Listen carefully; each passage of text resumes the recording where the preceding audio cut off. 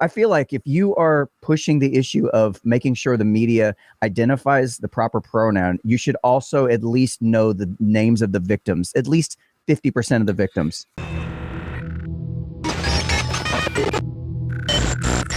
All right. Yeah, I can only hang out with people I agree with for so long before it's just like, okay, I already know what you're going to say. I already know what your conclusions for everything's going to be. You're not providing me anything new, nothing to challenge my brain to think about outside the box of what we're all currently sitting in. Yeah, but the trick with you, the thing that I've noticed about you is that you're not always saying stuff I agree with, but you're generally getting there in the right way. So it's not like I don't even necessarily disagree with you as such. It's just you're hitting things in a way that makes me think about it more than it doesn't. Which good for you. Yeah, ultimately that's the goal, I think, for anybody that tries to do any kind of public communication is just like, yeah. I don't know. I don't know. There's something about most shows I see that are just inflammatory toward the other side and just like calling the other side names as if that side, as if there's only two sides. That's the problem that I'm just like, there's not two sides. If people can get that shit out of their head and break free of that crap, I'm a Democrat, so therefore all Republicans are just, worthless pieces of shit, or vice versa. Because that's all I hear all the time. It's really infuriating. And it just means that the people in power, the ones controlling the narrative, they're winning. They're getting their way. They want us at odds with each other. And I think most people get along just fine. Yeah. I mean, how would you describe yourself? Just out of curiosity. You mean like labels or like? Labels, like, whatever we're talking about as far as like, what would you say? Because I can tell you're sort of right wing, but you're also very sort of libertarian and kind of like live and let live. And you're not super like in your face about anything to me. Yeah. Anarchist atheist is probably the best labels, which you already do that. But what I always tell people is the reasons I use those particular labels is because it tells you what I don't believe. It tells you nothing about what I do believe. So that's true. In order to get to know me, you have to talk to me. I mean, you can make assumptions about what I believe as an anarchist, but I could be an anarcho-communist or I could be an anarcho-capitalist. You don't know just based on the anarchy label. Right. I have to be an ANCAP, but that's, you'd have to talk to me to get to know that, Oh, and, man, interestingly enough, I've been meaning to kind of try to spell this out a little bit better. I've got this idea that if we were truly an anarchic society where we didn't have that central power, that giant alluring ring of power towering over all of us, first of all, we wouldn't have any need to be at odds with each other so much because, if the other side wins that ring of power, then they're going to impose their shit on me. And that's something, if you take that away completely, I don't have to worry about what the other guy thinks. If he wants to go live his way in his little area, I don't give a damn. Go do your thing, man. Go be you over in 3 cities over. It doesn't impact my life. Right. But here's the thing. I was thinking, we've got such a strong dichotomy between capitalism versus communism or socialism or, whatever. And I'm thinking if in a free society, I think we would see, honestly, a different various shades of all of those things depending on what the industry is. I don't think you can just take capitalism and say, all right, all industries, all capitalism all the time. I don't think you can do that. But in a free society, you could get away with some capitalism because it makes sense and some communism because it's more efficient. It makes better sense that way. Right. I don't know. It's just something that's been rolling through my head that lately is like, I wonder how much of our society would be a little bit of both, honestly, if we weren't so divided. What do you think? What are your first thoughts on that just concept in general?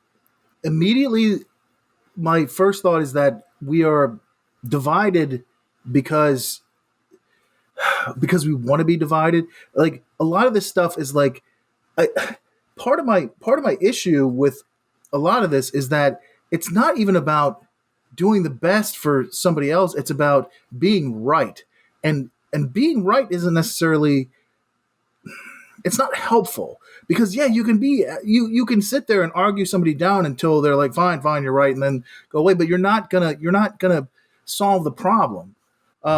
So I tend to listen as much as I can and try to say, look, I don't, I don't know, I don't know shit, really, honestly, but I know enough to know that there is still an argument, or there's still something to be talked about here.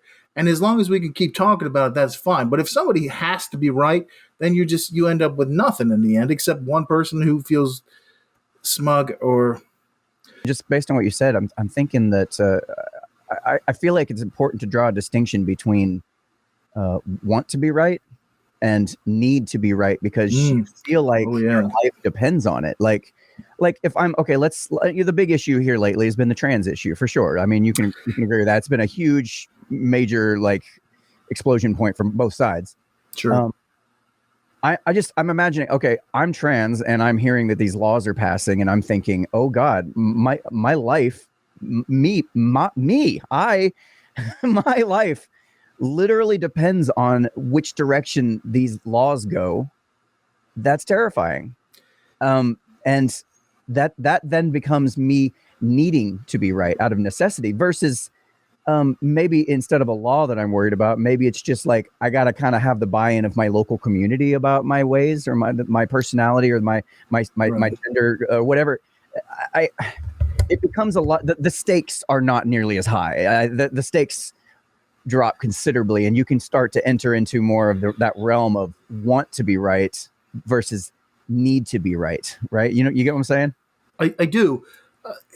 One of the things that, especially particularly with the trans thing, that I think about sometimes is that, obviously it's very connected to the LGBTQ community, with the gay community, and the thing that started the gay people starting to being in the forefront happened in 1969 at Stonewall. It took a long time. I mean, we have gotten a long way on that. My problem with the trans people, and it's not a problem as such. It's more like they're just they feel so threatened and so much like this is a life or death situation that they don't feel like they have the time to let their revolution grow, right? So then we start seeing things like, well, you're trying to kill me, or we have to arm ourselves, and it's all this stuff, and it's like you start to wonder. It's like, is it society that is not allowing revolutions to foment, not allowing revolutions to become what they should be, because it's just going to be complete. It's either you do it now or you don't do it at all. Does that make sense? Yeah. Yeah, that's an interesting way of looking at it for sure. I wonder how much is just an immediate response to like almost that fight or flight response.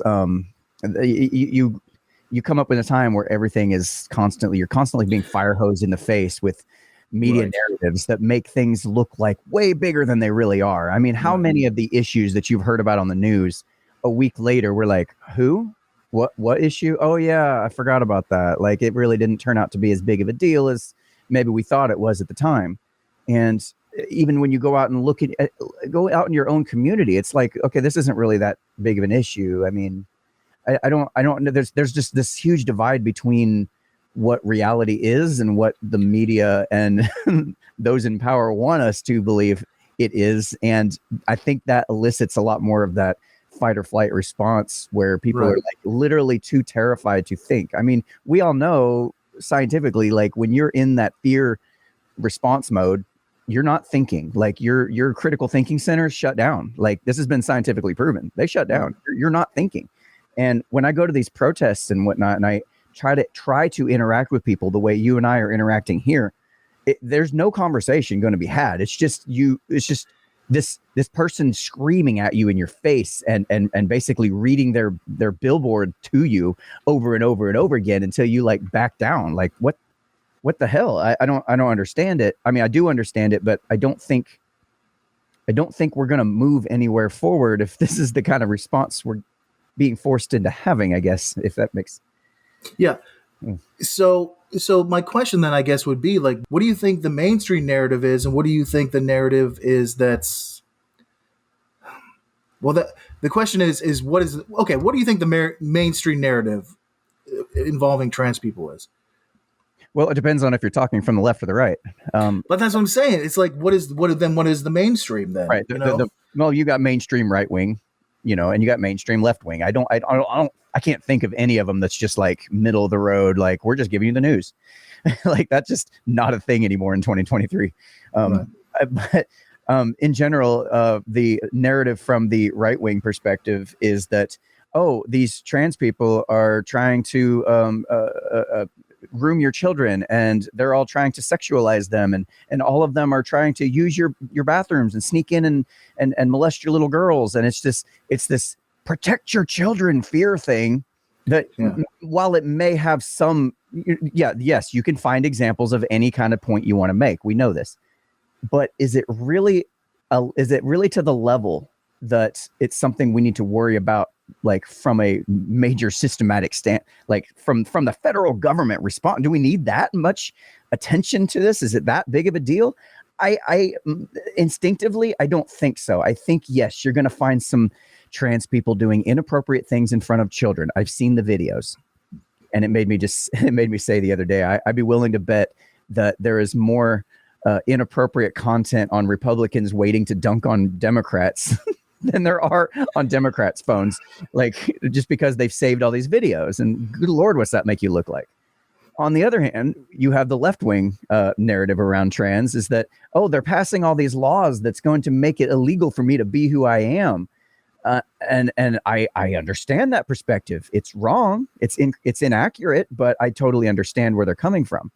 And they're just being told, hey, Governor Bill Lee's over here passing these laws that makes it illegal for you to even be alive. You can't even dress in a dress in public. You can't do that. It's like, no, that's not accurate, not even remotely accurate. And when you talk to the people that are working on getting these laws passed, you're like, oh, okay, it's just about protecting the kids, which ironically is already a law. You're already not allowed to do sexual shit in front of kids. The entire thing is just a big show. It's a big show. There's nothing behind this bill that wasn't already a law. I have a I have a very close friend of mine who is involved with she does a bunch of drama stuff, and so she teaches a bunch of classes with like drama kids and stuff like that. Right. And she told me something interesting the other day. She said that about out of 10 kids, probably about 6 kids identify as either non-binary or as another gender, just being in high school. And for a parent, maybe that's terrifying. For me, I'm like, this is like a question of like, I was listening to 9 Inch Nails in high school, like how much of this is like gonna just become the norm that just evens itself out over time, as opposed to this crisis that they're trying to make it seem like it is. Yeah. Instinctually, do you think that's accurate? Do you think really that there's that many kids suddenly identifying as non-binary? No, I think so. I mean, not maybe. I guess it depends where. But I'm talking about like a school in North Carolina. We're not talking about a school in California or New York. No, the teens. No. I'm talking like legit. Like they. No, not legit. That's what I'm saying. Because a lot of this just feels like the next fashion trend. Yes, the same way that on TikTok when people were having these tics and stuff, and these what's that called? What do you call that when you cuss and just say weird shit? Tourette's. So yeah. a lot of these videos were coming up with these kids having Tourette's, and all of a sudden, all these other kids suddenly developed Tourette's, and they started developing these tics. Like, we're very impressionable. Like, kids and people in general are very impressionable. It's like it's not that suddenly more people have Tourette's. It's just that we see it, so we're thinking about it. It becomes part of our, and we start enacting it.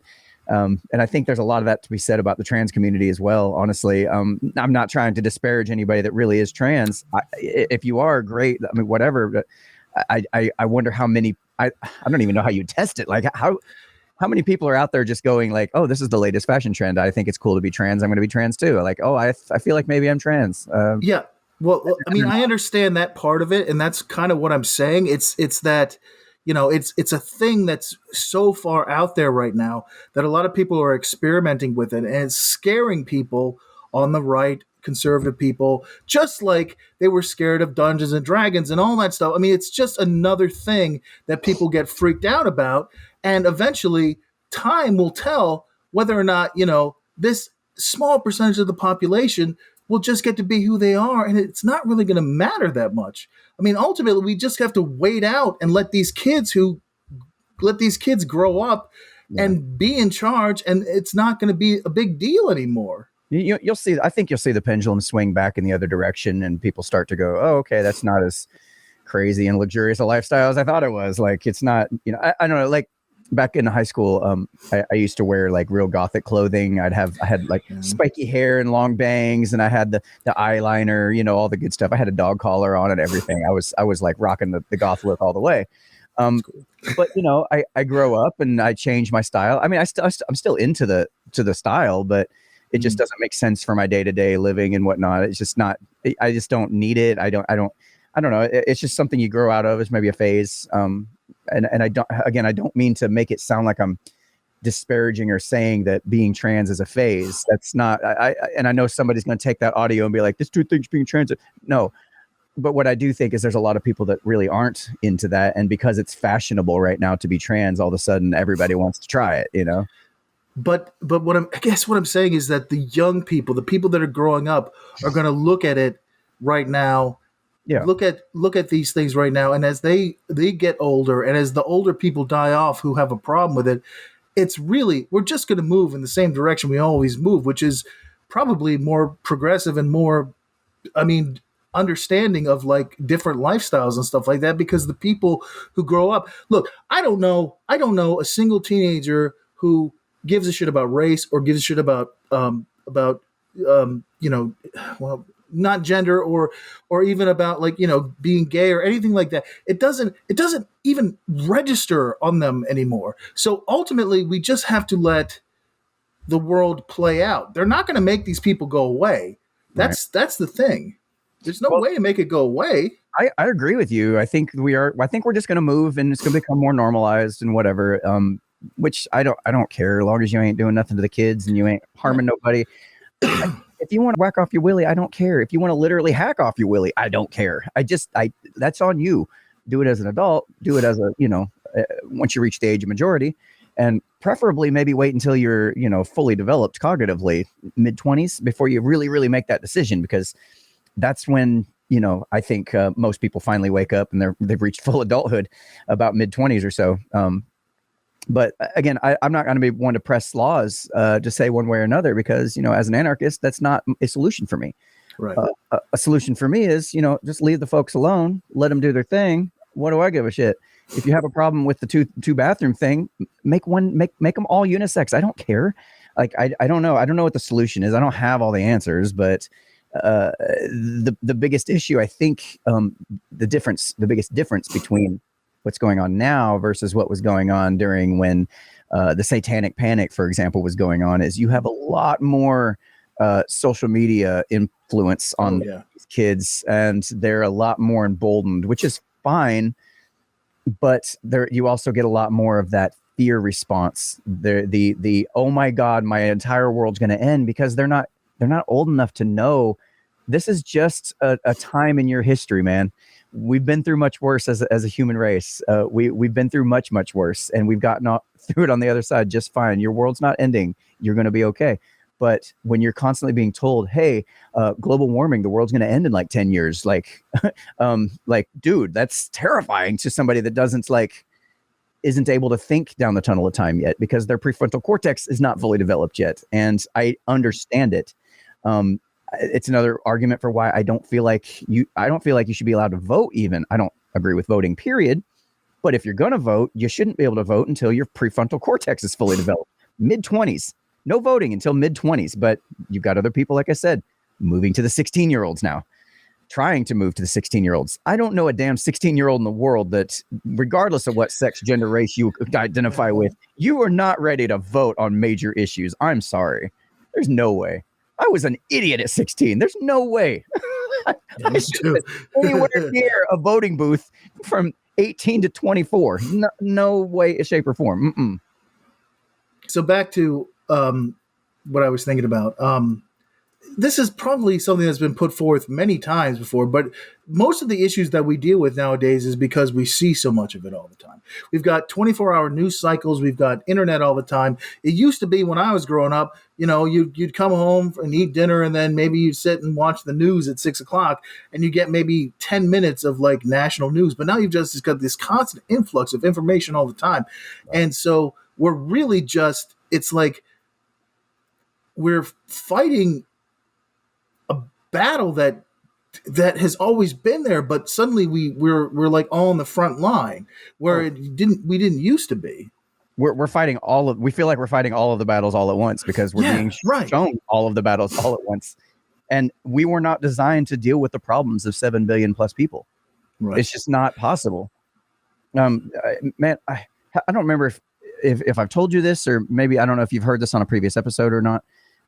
But it was like you remember like the Uvalde shooter in Texas that happened. I remember driving to work. I was heading to the job site with a gentleman, and he says, "Man, did you hear about that school shooting that happened last night?" And I was like, "What school shooting? I didn't hear about that." So he started telling me, and as he's telling me, I'm sitting there thinking, "Man, I don't give a crap. I don't care."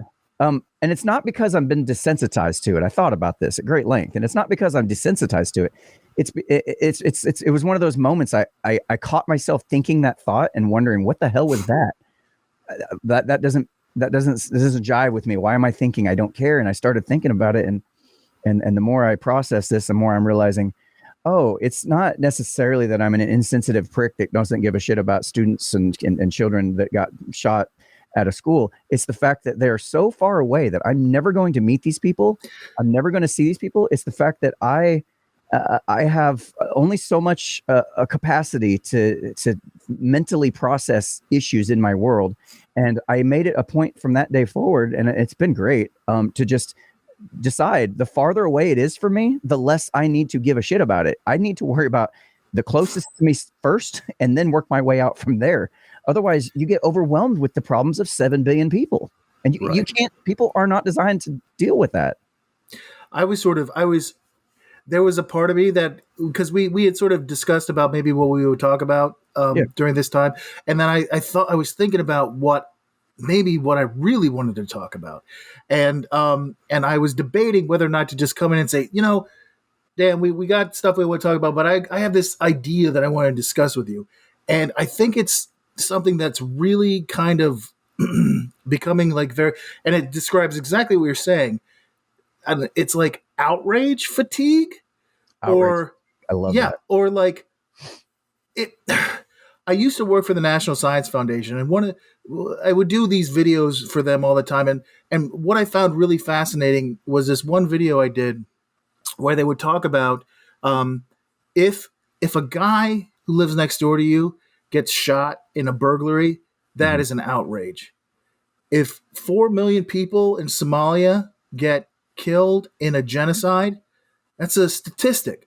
We do not have the capacity as human beings to take in all this information and constantly care about everything else. I was having a conversation with my mom the other day, and she was like, "Oh yeah, God, I mean those 3 kids at that school that were just killed in Nashville," and I was like, "Yeah, Green Hills." And I was kind of like, I don't know how to feel about it, because it's like, what can I do? There's nothing I can do about it. There's nothing. But the problem with it, and what you're saying is that on the other side of the issue is that the people who create these tragedies, maybe not create the tragedies, that's not the right word, but the people who hurt people, the people who are maybe corporations that are running sweatshops and stuff like that, they have the same thing. They're like, I don't care. I'll never meet these kids who are working in like terrible conditions to build sneakers. It doesn't matter to me because I'll never meet them. It doesn't matter. I can't think about everybody in the world all the time. And if you start, it really is amazing at this point how much we're expected to really care about people that we will never meet. Yeah. And you could say that it's like a difference between a conservative and a liberal, and like we'll do whatever. But at some No, it's point, both. it It's just on both boom, sides. it Yeah, just goes I crazy. hear it. I hear it on both sides when I listen to podcasts. I listen to a wide variety of different viewpoints, and it's the same. It's the same thing, and it drives me nuts seeing all those times when a major event happens and your favorite celebrity or something hasn't said anything about it yet, and they're like, "Oh, I see who you support because you haven't said anything about this yet." Like, what in what world does that make any sense at all? Like, okay, maybe A, they either haven't heard about it, B, they haven't responded, C, they don't have any desire to respond, or too traumatized to respond. There's so many other possible explanations other than, oh, this person must have automatically taken the side of the other person, or the other taken the other side because they chose not to say something and chose not to speak out against whatever. Like you said, we're all expected to have an opinion on everything and be worried about everybody and be concerned about all the issues in the world. And it's like, what was that phrase you used? I liked that. Outrage fatigue. Outrage fatigue. I love that. That's great. That's a great characterization of it, man. And I did up until I changed my kind of way of viewing these things, is I did feel that. I'm like, all these stories kept hitting you over and over, and you're like, God dang, man, is the world ever going to get better? And you feel hopeless. And once in a while, you kind of get just numb to it almost.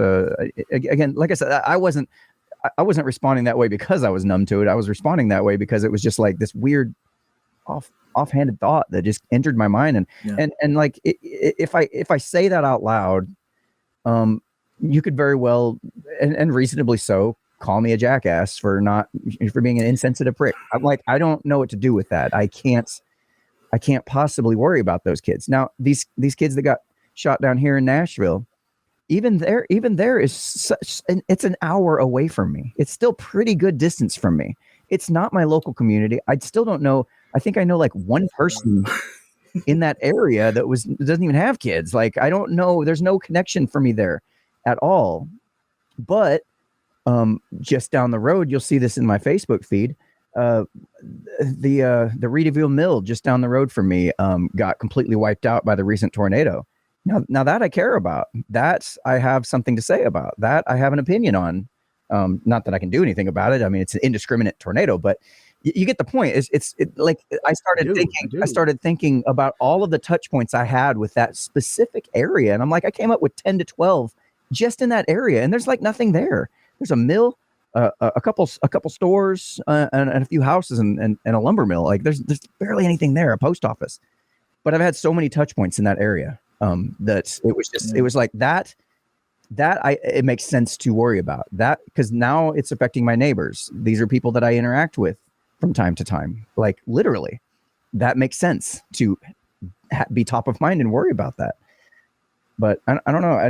Maybe it's a frame of mind that a lot of people need to take on to maybe stop being so like they're getting their adrenals burnt out over all this stuff. It's so much. Adrenal burnout is a great way to put it. Yes, because I think we're just constantly being asked to care about things so much, and it's you can't do it. Obviously it started with 9/11, because when 9/11 happened, suddenly it was like the worst thing ever, and I spent 3 years constantly thinking about it and worrying about it and all this stuff, and it just completely destroyed my life. And by the time I finally came out of it, I was just like, I just don't care anymore. I can't give a shit about this anymore. And that's when it started. And so, like, when things happen, you want to care, but you can't. There's an interesting study. Oh, sorry. Before you get to that study, you remember back during 9/11 when we were supposed to like hate all Muslims, and they were going through the books, the text, the Quran, and reading all the texts, and it's like these guys are like doing some really like heinous stuff, and read this book, and like, and then remember the part where we read the Bible and they were like doing the same types of things, and we're like, wait a minute, what's the difference? I think the turning point for me was when I saw that meme going around. It showed this Muslim lady in her burqa. She's got a AK-47 or whatever, and then on the other side it's got a Christian woman with her AR-15 or whatever, and they're both holding their holy books, and it asks, what's the difference? I'm like, there's not. there's no difference. Well, So keep in mind, if you're liberal at that time, you were not just asked to care about the people that were killed in 9/11. You were also asked to not take the people, not take Muslims, and also care about them. I mean, this was like double stuff that we were like trying to have to deal with, because we couldn't just say, yeah, oh well, yeah, all those people who died were killed by Muslims. No, you had to say all those people who died were killed by Muslims who are also not at fault, because I mean it was like there's just you yeah. get You have this. handed this weird dichotomy of feelings all the time. Yeah, you're scared. So You're full of rage. You're like, oh my god, somebody needs to pay. But you're like, but don't blame it on anybody. Don't blame it on right. anybody. And I feel like you're seeing the same similar situation with this shooter in Nashville. Is like, well, All right, fair enough. yes, That's good. yes, We can move on the to guns, that. the guns. But also this person's trans, so don't be mad at them either. Don't take it out on the trans community. And I understand, given the situation that we've all been in, the media, narrative bubble that we've been in lately is yeah. I totally understand how everybody on the right would see this and go, oh, well, now we need to take it out on all trans people. Like, and that's honestly, I've seen that a couple times of people just blaming it on trans. I'm like, no, this is not. This is just another example, another data point of a school shooting that. I mean, nobody's talking about the 2, 3, 4 of them that happened in other schools that same day. Like, Right. why are we talking about this one specifically? Oh, because it gets you outraged and it gets you very angry and it makes you respond and go click that news article. That's why we're talking about this. Not because the person was trans necessarily, but because that makes you angry, or that makes one side defensive and makes the other side very angry. And it just Right. acts. It's that divide thing. It's that wedge, man. It's all this story is. It's a fucking wedge. It pisses me off. Well, okay. So what is the wedge, and what do we do about the wedge? How do we discuss this in a way that it's not a wedge? Because I don't think that you and I would have any issue discussing this. This was a school shooting done Yeah. by somebody. The rest of it doesn't matter. See, that's the problem, because some people think the rest of it does matter, and I don't know. I don't know how to fix that divide. I don't even know how to even address the divide. Because if you start because being a liberal, I did notice, when after I found out that this person was transgender, they still referred to the person as she throughout the entire thing. And I wasn't thinking about it that much, but it did occur to me that some people might be upset that this person identified as male, but is still called she by the mainstream media. So what does that mean? And does that matter? I don't know. But it's one of those things that we think about now. Yeah, you just murdered 6 people. It's very important we get your pronouns correct. Like, what? Like, I get it. No, I it's understand. really it's not. But it occurred to me. Yeah, no, I understand where people are coming from when they say that. I get it, and part of it's just their programming, and it's fine. I get it. It's just in the grand scheme of things, like if you I feel like if you are pushing the issue of making sure the media identifies the proper pronoun, you should also at least know the names of the victims, at least 50% of the victims. I feel like that's fair. Like, if you're gonna have an opinion on the pronouns of the freaking murderer, at least have the time to learn the names of half. It's only 3 people, dude. At least take the time to learn the names of those, and then maybe you might have a little credibility in my book. I don't know. Maybe maybe that's the bottom. I don't know. There's no. See, here's the thing. We're trying to come up with an answer for something that is we're, instead of taking the view that an ounce of prevention is worth a pound of cure, we're over here trying to cure this. It's like it's not curable. We need, this is an issue that should have been handled a long time ago. This is an issue that starts, I think, in the home and starts in early childhood. Okay. I don't know. You can't look at this end result situation and go, oh, well, this specific thing was to blame. If this specific thing had been taken out of the equation, this would have never happened. No, there's a lot here. There's a whole lot here that culminated in this very event happening and all the events happening. And every single one of them, I'd be willing to bet we could trace it back to these people's childhoods, like almost without fail. There's something that happened or something that is currently happening or some way that they were programmed into thinking certain ways, whether it was their society or the fact that their parents neglected them to the point they're sitting on TikTok all day. There's some way we can bring this back to the nuclear family or wherever they were raised. I don't know. What do you think about that? Or are you asking me if I think that if people are treated better as they're growing up and given understanding and love, that they probably end up being better people when they grow up? When you put it that way, I sound like a jackass. No, you don't sound like a jackass. I'm just saying it's like, I mean, that's just kind of what it comes down to. Obvious. However, whatever that means, but yeah. In essence, here's the thing. And I kind of just want to bring this up, and I may be jumping ship here for a second, but me personally, I have a real issue when they start talking, when whoever is talking about it starts blaming everything on mental illness, okay? Because mental illness is a really fucking difficult thing to define, okay? I have type 2 bipolar. Never hurt anybody, never done anything, take medication, take care of myself, do all my things. I've had issues in my life. I've lost maybe a couple of jobs because of it. Okay, whatever. But once these guys start saying mental illness is a blanket statement, I start worrying that they're going to be like, if you will have a mental illness, you are a separate class of citizen and you are going to be taken places and you can't do certain things because you have it. And I don't like the blanket statement what that is. Okay. No, that's right there. That's right there. That's exactly what I was talking about earlier. That ring of power comes into play.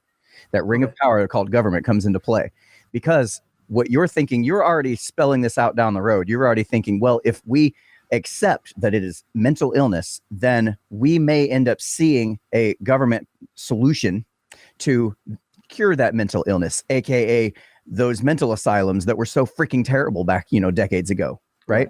And it's a legit fear. And I'm sitting here thinking, okay, is mental illness a real thing? Yeah, of course it's a real thing. Should the government be the ones to handle it? Absolutely not, because we already saw what a bang up job they did the first time around. Everything they touch turns to just utter shit. But if we look at private market solutions, there might be something there. I don't know what that looks like, but there needs to be something, again, that takes the form of prevention versus cure. It's very important. We get this in our heads, prevention versus cure, because every single one of these solutions that people keep presenting is all cure. Oh, it's the guns. We got to remove the gun. No, that's cure. Oh, it's mental illness. We got to no, that's fucking cure. I was trying not to cuss today, but this is really. I know. I'm sorry. I've done it 3 times. And I apologize. No, you're fine. It's got me. It's got me hot because it's so short sighted, and oh well, it's because we didn't have police officers in the school. No, that's cure. Well, it's because we didn't have the teachers armed. Okay, maybe, but no, that's cure. All of it is cure. We need to go back to our roots here. We need to come up with some solution that has an incentive to make sure that these things don't happen. I don't know what that looks like. It could be some form of, hey, I'm an insurance company that makes sure that school shootings don't happen in your local area. And as long as no school shootings happen in your local area, we continue to get paid. But until and once it does, oh boy, are we going to suffer the consequences of that as a business? I mean, again, I don't know what the specific solutions are. I don't know what a truly free market scenario would look like in that. A truly free and open society would not have us worrying that in order for us to agree that mental illness played a part in this, that we're going to end up having asylums. Like, that's terrifying and understandable. I can completely understand why somebody would not want to take that leap into even starting to admit that maybe mental illness had something to do with it, right? Even though maybe it did, and maybe the guns were a little bit of it, maybe the teachers were a little bit of it, maybe the parents were a little bit of it, but there's a lot of little bit of it that you can't solve it on the tail end of this and expect it to be fixed. There's no way. There's no federal solution that's going to stop this from happening. You can't take your shoes off in the airport to stop the shoe bomber from happening however many years ago that happened. You can't solve a problem after it's happened. And that might have been oversimplifying it, but I'm just that's the first thing that I thought of. And if we're going to talk about guns, I will say that the answer is not take people's guns, because we're just not going to do that. And you can say as much as you want, and hear me out on this. You can say as much as you want that, oh, but they did it in Australia, and they took all their guns in Australia, and then they haven't had a school shooting since. And it's like, well, that's great, but you got to understand, Americans, they don't just have the guns because, they need to shoot rabbits. They have the guns because we are a country that is in love with guns. It is a, it is a. No, I disagree 100%. Okay, It has nothing to do with love of guns. You can ask any.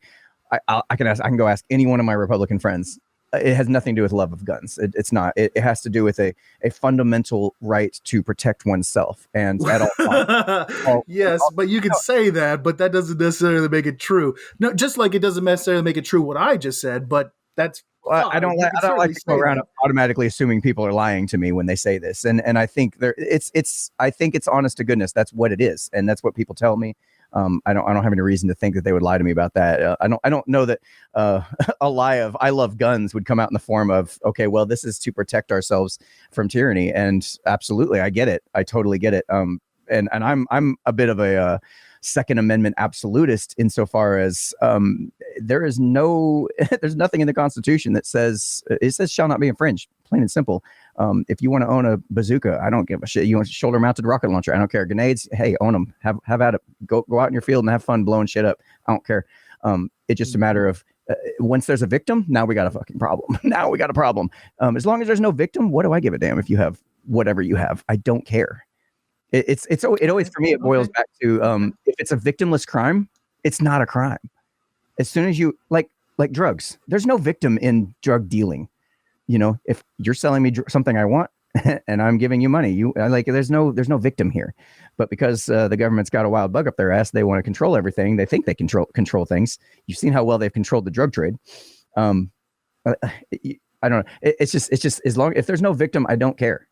The same thing with the trans thing and gender affirming care and what have you. As long as there's no victim, I don't care. If you want to change whatever, just don't do it to kids. It's pretty simple shit. I try not to overboil it down, but that's essentially where I'm coming from on these things. I know you've been really patient. You've just been listening, and I know. No, that's fine. No, I've been listening. I know you. I know, and I actually I thought about it, and then I was like, yeah, but we also love beer. And so the 19th Amendment didn't really work. So realistically, it's just there's certain things that Americans like. My point is that the mythology of America is based on guns. Okay, the mythology of America. The Greeks have Theseus, they have Perseus, they have Hercules. America has Wyatt Earp. They have They have Doc Holliday. They have all these guys who use guns to solve their problems, and they're our heroes. America has a very, very. I'm not even going to say it's a problematic. I'm just going to say it's just like a very close relationship with guns. Guns are what made America great. Guns are what opened up the prairies. Guns are what made America into what it is today. You can't really just deny that. We are obsessed with it because it is part of our heritage. So we can't give it up like Australia can give it up because they don't really give a shit. They're just like, it'd be asking them to give up boomerangs maybe, but our thing. Yeah, I know that was bad, but I'm just saying, like, you have to take some account for the fact that Americans, for most of their history, have been absolutely obsessed with guns, and not obsessed in a bad way because they were used as protection, but obsessed in a way that they were the thing that made life possible. And believing that is not stupid. It's not a thing that you shouldn't believe in necessarily, but it does make it very difficult to pass any kind of law that says you can't be Wyatt Earp. You can't protect your land with a gun. You can't do this. It's just. You're going to have to stop hitting the desk. All right. I know. I'm hitting the desk. I'm banging the desk. It's just the audio. I'm making a point. Yes, the audio. Okay. Sorry. You're good. I know. This was a bigger point that I meant to make, but no, you're good. You're good. This is fun. I'm enjoying this thoroughly. There's a few things in that, and yes, I will not take away from you the fact that guns were a major part of our American history and whatnot. And I know we get these images of John Wayne and whatnot. battling people on the battle on the whatever, all that stuff. Yes, I understand what you're saying. And do I think that people who go out and buy defensive weaponry today necessarily are thinking all of that when they go buy one? I don't know. I think I've noticed this whenever there seems to be. I'm sorry. No, I was just thinking, is it maybe just ingrained in us so much that we don't even notice it? It could be, but I don't know. I don't know if that plays into it, because I notice when like say gun sales go up the most, it's when the most overreach of our governments. When the government tries to reach in for more power, people start to go buy guns because that's what they're defending against. They're like, no, you're making me nervous. And then the government, they see that. They gotta see that and go, oh, okay, I see.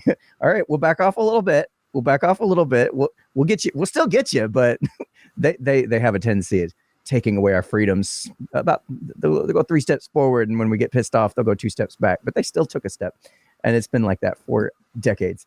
But there was something else. If you were to say that it's because it's our heritage and we just can't change it, I don't know. I would say slavery was once part of our heritage as well, but we changed that. I mean, I don't think that's necessarily an argument for not changing the gun thing. I mean, we have shown a history of making the appropriate changes when we're either forced to or because morals tell us we must. And here's the thing. I know a lot of people that are anti-gun are like, yeah, what are you gonna do? You're gonna take on those fighter jets with your little AK-47 or your little AR-15? No, absolutely not. That's not really how that would even work to begin with. I'd like to point to, say, Vietnam, for example. We went into their country with the best weaponry the world had to offer. And these people whooped our asses over there using damn, traps and sticks and damn near Stone Age tools on us. Like, it's ridiculous how badly we got our ass whooped on our home turf defending. They were defending themselves over there, as they should. And I could only hope that the Vietnamese people had better weaponry to prevent that, to even more effectively protect against that crap. Like, there was no reason we should have been over in Vietnam, 100%. And I've not met anybody that thinks that was a good idea. But you can't deny we got our ass whipped over there by people that did not have nearly the weaponry that the U.S. government or the U.S. Military had. It's just one example of many, maybe, that would act as an example of, yes, we have these things to defend ourselves from a tyrannical government, because we do have historical evidence of these things actually happening. And we even see in Australia, where they did take the guns. I don't know how much you know about what happened over there during the COVID situation, but those people got it hard over there. Like, the government was just like, oh well, you all got to do what we say now. And there was like nothing these people could do. And it was sad. Another conversation for another time. Yeah, no, yes. I've got friends over there that I was talking to, and they were like, this is ridiculous, the amount of restrictions they've put on us over this. Like, and it was worse than what we dealt with here. I mean, yeah, we had shutdowns and whatnot, but these people were like being forced to do shit that I don't think if they had guns that the government would have been able to force them to do. But anyway, I'll let you have a point. I talked too long. Yeah, my next point is that I actually have seen the greatest possible argument for gun ownership, and like the fact that we do need guns. And that's probably HBO Max's The Last of Us. I don't know if you've ever seen it or you know about it. I've played, but it's all the way through. So yeah. Yes. I mean, shit. I don't. Overthrowing the government is not my issue. My thing is that eventually, at some point, this shit might break down. I might have to protect myself from you, Dan. Or, I mean, probably not you personally. Yeah, I will give you the benefit of the doubt on that. I'm not walking. But I'm just saying, like, ultimately, we do need to protect ourselves. I think, I don't know. So I really don't think the Second Amendment needs to go. I just think that, I don't know. It's weird. I think it should be regulated like any other kind of dangerous hobby. If you're going to be treating it like a hobby, if you're collecting them because you want to collect them, then register them, get insurance on them, do all that stuff. Just don't make it difficult. You're not. I used to collect comic books, and my mom would be like, "Why are you collecting comic books? This is just stupid. This is just something you're having fun with." I was like, "Mom, they're going to be worth something someday." They would never be worth something someday. They were just fun for me to have. And if they're just fun for them, if they killed people or whatever, then I would say let's insure them and let's make sure that we treat it like any other kind of dangerous hobby, like speedboating or So my follow-up question to that would be, if that's your solution, let's just play this out. Let's say comic Okay. books were a highly deadly tool. Yep. If in the wrong hands, it's a highly Sure. deadly tool. I know it's ridiculous, but let's go with it because it's fun. I can imagine this scenario. Yeah. It's a little more difficult to have the conversation about guns when we're using guns as the example. But let's talk about the same principles behind it, but using comic books. This will be fun. What do we do next? We have these comic books. They're highly deadly if in the wrong hands, and we need to have some kind of what's your solution? How do we make that not a problem? Well, I mean, I think, I don't know. See, this is one of those things where I'd be like, well, just make sure that people have insurance to cover the fact that something might be done wrong with them. Make sure they have a license to carry them. Right, make sure that there's a good thing. Okay. We got it. We got insurance and licenses. You're saying we should have license and insurances to make sure that we cover, make sure people are being safe with their guns and whatnot. But they're comic books. Right. Or these comic books they're mad dangerous, man. They'll manipulate your mind into exploding, literally exploding. So we got insurance first. Who oversees that? The insurance. Now, say we have a constitutional right. Thou shalt not infringe our right to own comic books and graphic novels. Okay, cool. Who takes charge of or controls the regulations on that? What entity controls that for insurance? Say I'm an insurance company and I want to insure people who have comic books. I in this current setup we have, I'm going to need some kind of regulations to base my insurance policies off of, right? I mean, beyond just the data, of course, I'm going to have to collect to insure to make sure, whatever. But I'm going to need some kind of regulation rules and whatnot. Who's in charge of that? So, of course, my immediate thought is go to cars. But when you talk about cars, you're not talking about a constitutional right, because you don't have a constitutional right to have a car. Well, that's why I'm trying to just kind of stay with the comic book thing. No, I know, but I'm just thinking, even with comic books, it's like, it's like we don't have a constitutional right to have a comic book either. No. But let's assume that we definitely do. In this the metaphor is just break it down. It's no metaphor. It's no metaphor. It's literally we're talking about as if this is not a metaphor. It's a hypothetical. Okay. So hypothetically, we have a 47th Amendment right, or whatever amendment it would be at this point. A 47th Amendment right to possess and hold comic books and read them or whatever. Right. And then, but we need insurance, right? And then this insurance company is going to have some kind of a regulation or some kind of rules. And is this going to be a strictly private market insurance company, or are you going to expect some kind of federal level or even state level regulations that this insurance company must follow? I would say probably create a symposium of some kind of probably private insurance companies to do something, and then put their recommendations into something that could be approved by a larger entity. Okay, so that sounds very private market of you, honestly, and I like where you're going with that. The only issue I've had so far right now is that the government has forced the requirement of insurance. That's a problem. That's an infringement. Right? Yeah, but they do for other things, though. I know there's still infringements, technically. Yeah, okay. Even though we allow for them, there's still infringements. Yeah. And here's the problem. It's like, okay, I am let's say I'm the government and I am very anti comic book. Okay. But I know there's a constitutional right for you to own one. My incentive is to put as many regulations on you, or as many barriers to entry on you as possible, as to effectively just prevent you from having them to begin with. Like the incentives is where I'm starting to. This is where I'm trying to head with this. Is we have an incentive problem right now. Is when the government, the whole purpose of the Second Amendment is to protect ourselves against a tyrannical government. Well, the government very much would like for you to not be able to defend yourself against them. If they can help it. They like power. They want more of that. We all know this. We know they want more power. That's not even in question. and absolute power corrupts absolutely. Again, not in question. They have a terribly good incentive to put those regulations on us. And if they're the ones in control of the regulations, then we have a conflict of interest. That's not good either. Now, can we figure out a way to make guns safer? Private market means? I don't know. Maybe, but I don't think the guns are the issue. I don't think that comic books in this hypothetical are ever the issue.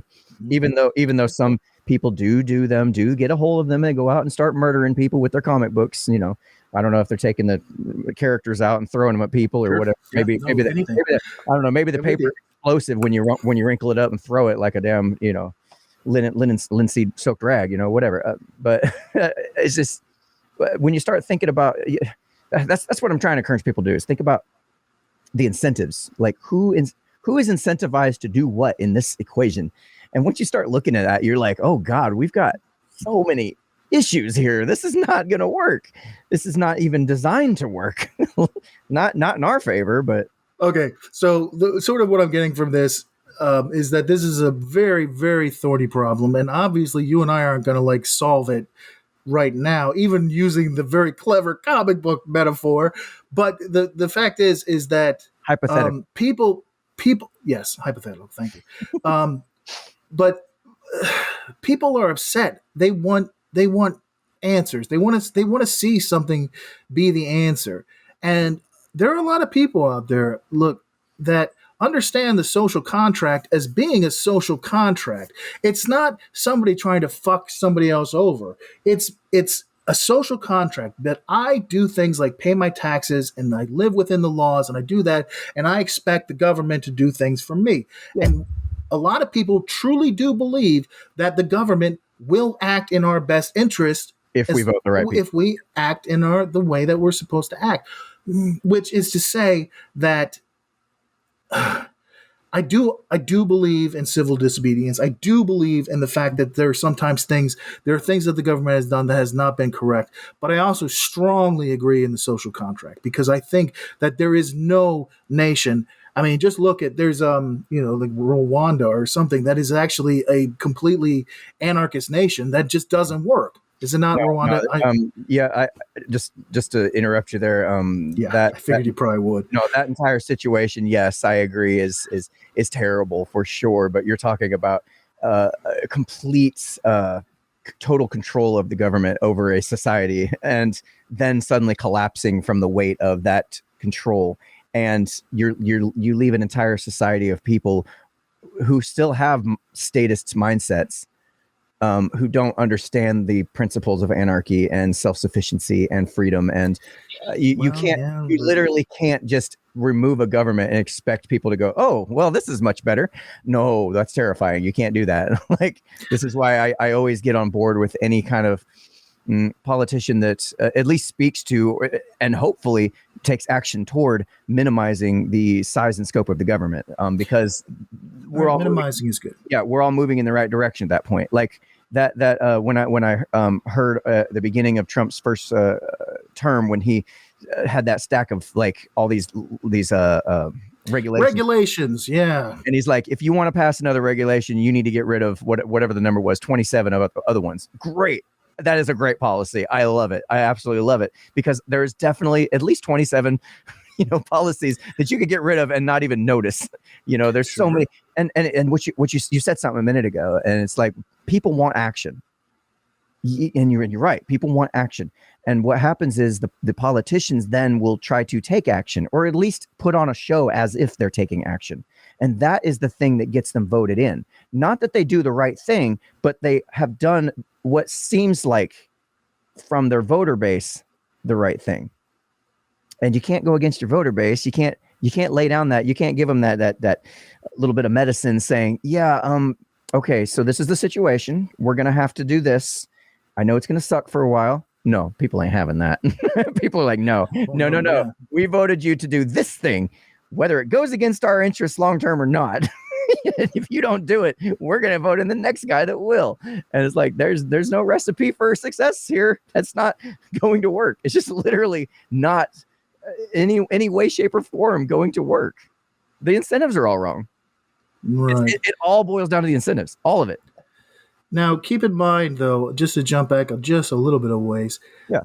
we have banks failing. We have train derailments that are directly linked to Trump's getting rid of regulations. You cannot, if you think that trusting business to regulate itself is the way that capitalism should work, I mean, you're fooling yourself, my man. It's just not going to happen. They will cut every possible corner to make as much money as they can, and that's how capitalism actually works. I'm not saying capitalism's bad. I'm just saying it needs to have somebody looking over their shoulder saying, "Yeah, you can't just fucking not do track repair so that Yes, so a bunch of stuff happens in Ohio." I know this is going to shock you, but I agree with you. Okay, yeah, no, not really. I mean, it only makes sense. I'm not against regulation. I'm against regulation from a centralized power. And what I mean is, what I picture happening, and what many other philosophers have mentioned, is these things. Stefan Molyneux talks about the DROs, the dispute resolution organizations that handles these kinds of things. Where there's a dispute, this third party system comes in and says, "Okay, this is what we're going to do. This is how we solve it. Whatever." And you have multiples of those. You don't have one centralized one. You want to be the best DRO in the area, for example. There's other regulatory bodies that could take shape. Let's say I want to be a doctor. Okay. And currently I've got to get so much, oh my God, the ridiculous amount of schooling I got to get. I may not even ever actually get the knowledge I need to perform the job that I'm going to do, because I've got all these other hurdles I got to, we can agree the healthcare system is a wreck right now. Yeah. But let's say it's a free market society. I want to be a doctor, and I want to put my hat on, or what's that called? Put my shingle up, or what's the phrase they say when they just open up they go open up a local doctor's business, doctors. I think shingle was actually it. Yeah, I think so.